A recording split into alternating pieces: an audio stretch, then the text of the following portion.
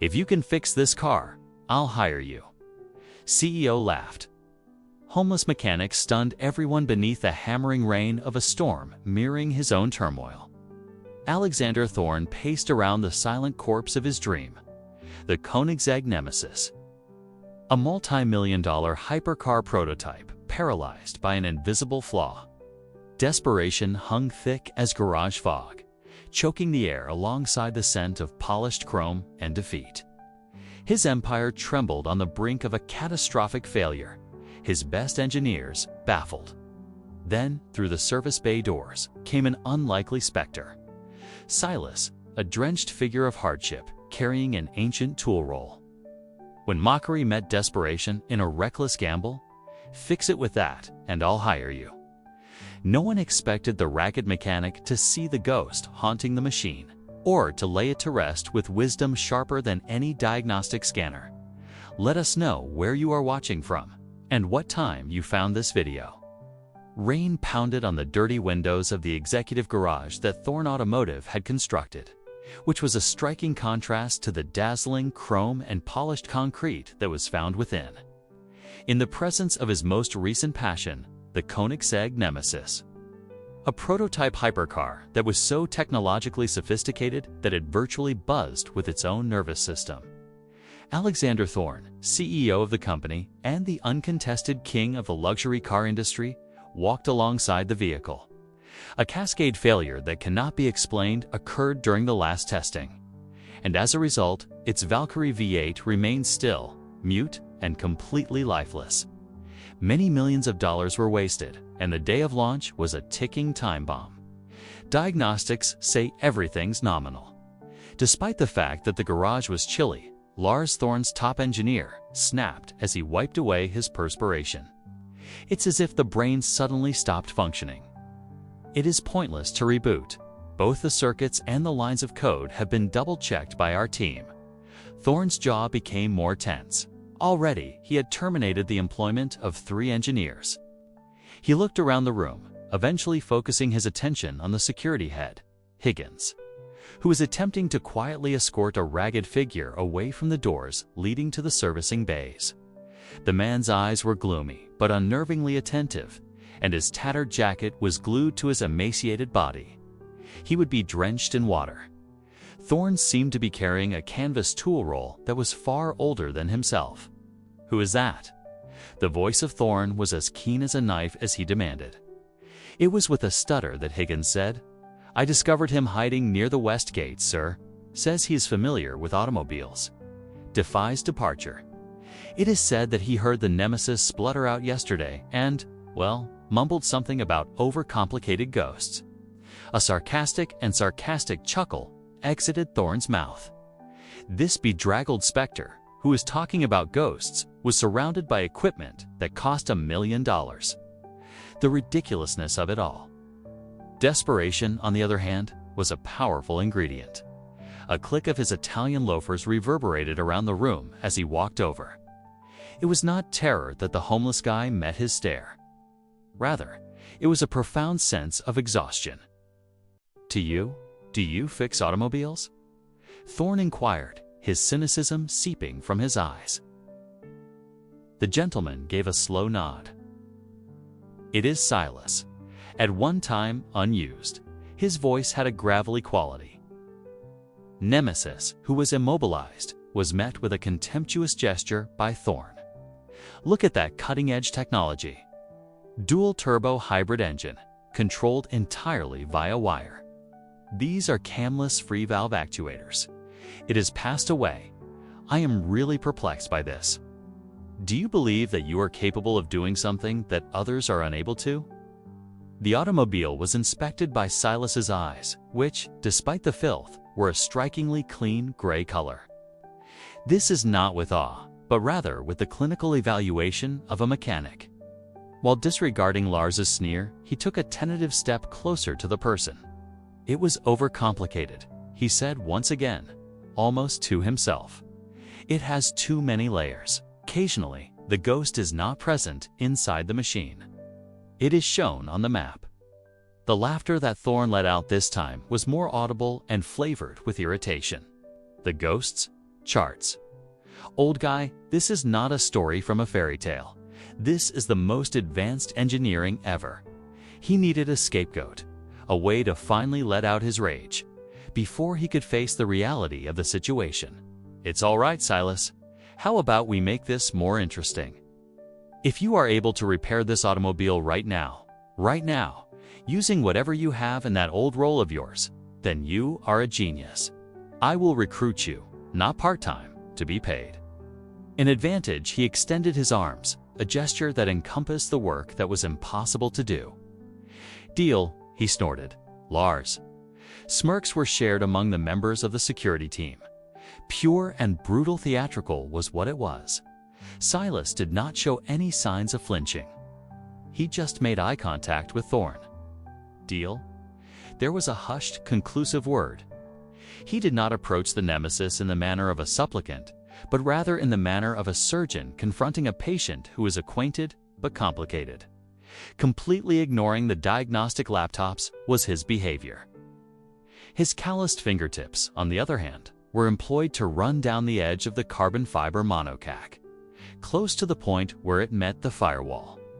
First, he touched a certain location, then he listened, and last, he followed an imaginary line that led to the back bulkhead. He did not open the hood or make any adjustments to the engine compartment. Impatience was building up in Thorne as he stared with his arms folded. It was a waste of time for Silas. Then, the mechanic did something that was completely incomprehensible. He crouched down close to the rear wheel arch, which was not the location of the engine, but rather the location where a convoluted network of electrical harnesses were woven into the chassis. It did not build a sophisticated scanner from his old tool roll. Rather, he produced a straightforward multimeter that had seen a lot of use. It was the analog kind that had a needle. In addition to it, he retrieved a tiny tuning fork made of tarnished metal. Lars was unable to restrain his reactions. Is it a tuning fork? It sounds like you were executing an exorcism. Silas paid him no attention. He made a strong tapping motion with the fork on the concrete. The tone of its hum was a clean and unmistakable a 440. While keeping his eyes closed, he listened attentively, while holding it close to certain locations on the wire harness conduit of the conduit. He manipulated the probes of the multimeter with a surprising amount of skill, probing not for voltage but for resistance along certain ground routes. The clock was ticking away the minutes. The rain and the quiet hum of the fork were the only sounds that could be heard coming from the garage. Silas came to a spontaneous halt. He indicated a connection box that seemed to be inconspicuous and was tucked away among the fuel cell in a high position. There, he was announcing, "The map's wrong." What?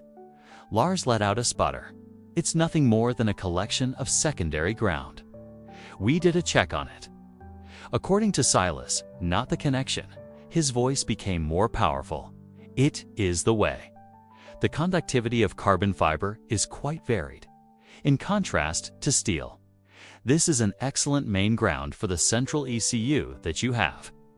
The textbook, his finger was dirty, and he was pointing it down a thick wire. But your backup ground, the one specified in the schematics for redundancy. It roots here. There was a tap on the junction box. The main chassis ground point ought to be directly connected to it, the speaker said. However, have a look.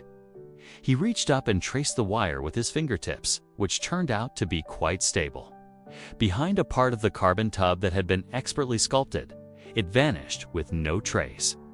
In the back of this panel, as he pointed to the junction box, he said, "The schematic depicts it as being bonded here." However, the actual run, it passes within 2 centimeters of the high-frequency inverter for the hybrid system. There is no mention of shielding. A poor map. As Thorne moved in closer, he frowned. Interference. Not just noise, Silas replied as he pulled a little, sharp awe out of his roll. It's very important. Near the junction box that Lars had disregarded, he removed a very small access cover that was virtually undetectable.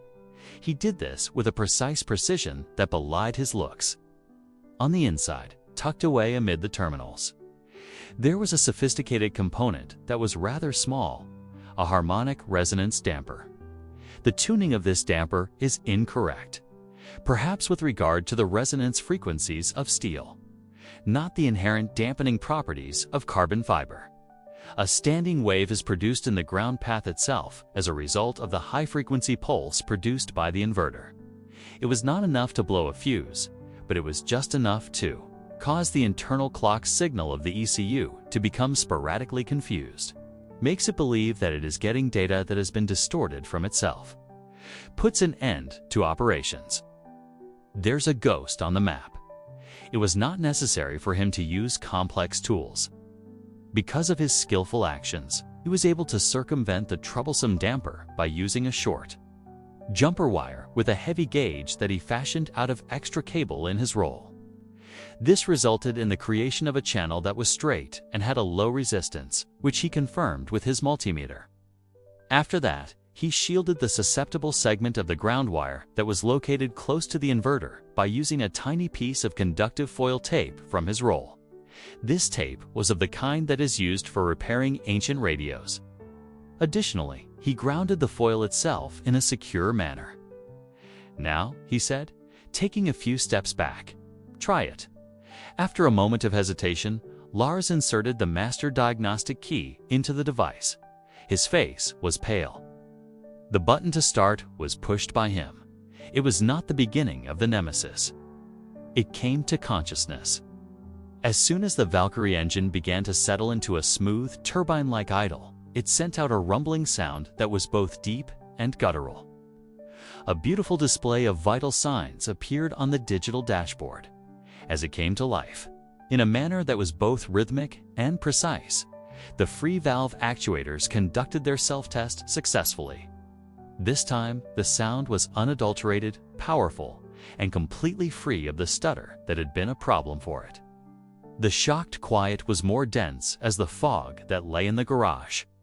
With his mouth gaping open, Lars gazed intently at the displays, demonstrating perfect synchrony.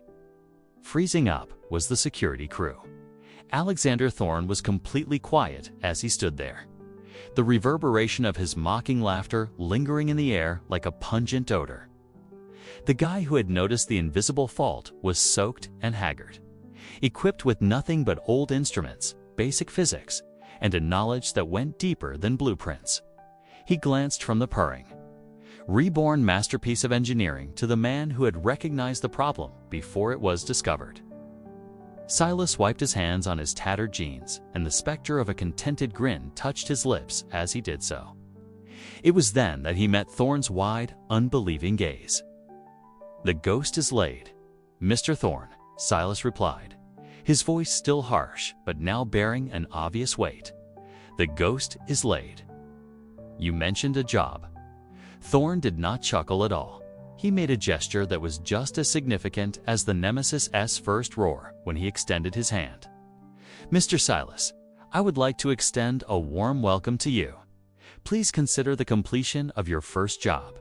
The guy who saw maps where others merely saw cables was the subject of his attention for a moment before he halted and looked at the automobile. "It is the chief troubleshooter. I also, if you have the opportunity, could you please tell Lars about carbon fiber ghosts?"